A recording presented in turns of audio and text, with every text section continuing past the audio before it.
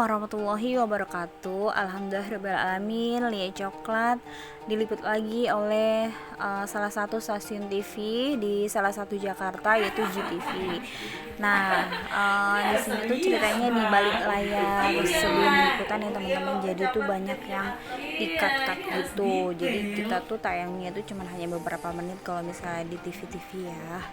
Nah, ini tuh aku perkenalkan dulu ya. Aku di sini ngecoklat ditemenin sama adik-adik aku. Di sini ada sepupu aku, Sakila, terus adik aku Lina Nur Aliska. Di situ kameramennya Om Jangkung, karena kita di sini baru banget berkenalan sama Om Jangkung. Aku panggil dia emang bener-bener Jangkung, dan dia tuh kalau misalnya nyeker bener-bener bagus, dan hasilnya bener-bener kalau dilihat di TV, di layar TV itu bener-bener bagus ya teman-teman. Insya Allah kalau misalnya teman-teman ada usaha atau apapun, insya Allah bisa masuk TV, bisa live seperti aku juga.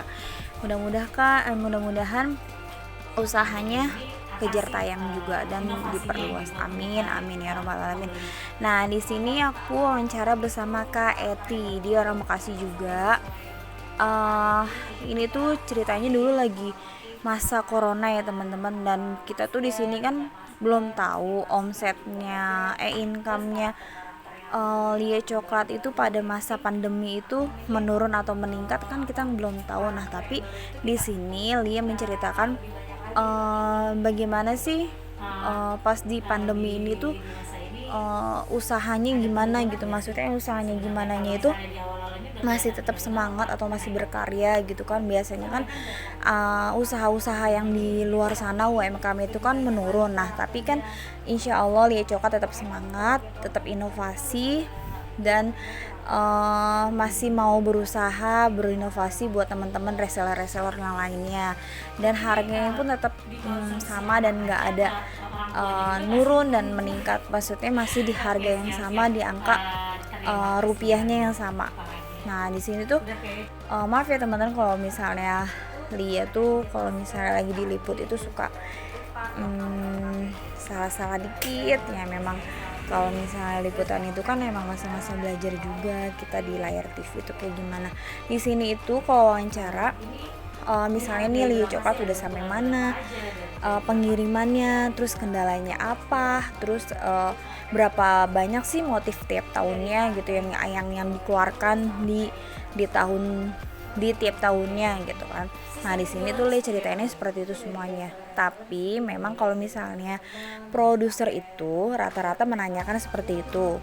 Terus pendapatannya berapa, awal mulanya itu bisa masuk ke terjun ke bisnis dan sampai benar-benar meluas itu bagaimana sih ceritanya gitu kan. Kalau bukan dari reseller teman-teman semuanya, dan bagaimana sih bisa sampai artis juga gitu sampai masuk ke live TV.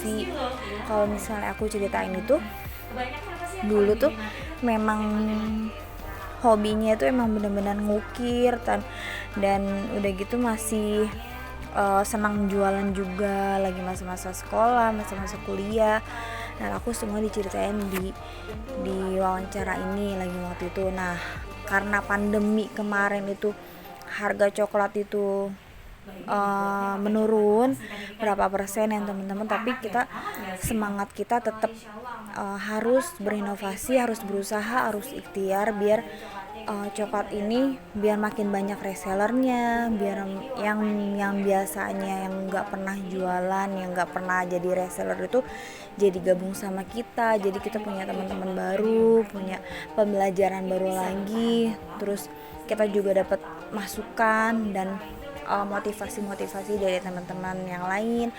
Terus udah gitu Lia Coklat juga tiap tahunnya itu, misal tahun kemarin pengirimannya ke Padang, terus kalau tahun ini semasa pandemi ini lagi waktu itu terakhir itu ke Aceh dan kebaliknya. Maksudnya di masa pandemi itu kita tuh masih berkarya, masih banyak motif-motif yang baru kita keluarkan, tapi biar enggak biar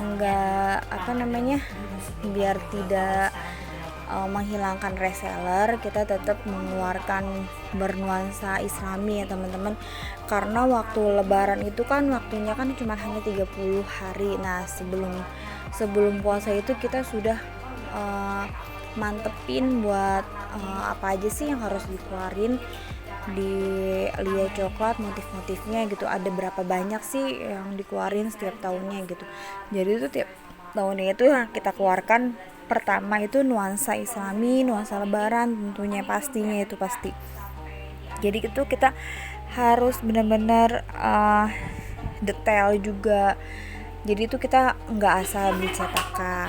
Jadi itu kalau misalnya beli cetakan itu lihat-lihat dulu ini pantas nggak buat dijual gitu, ini cetakan ini menjual nggak gitu. Nah itu tuh ini tuh yang kalau misalnya diwawancarain di TV-TV tuh pertanyaannya pasti seperti itu.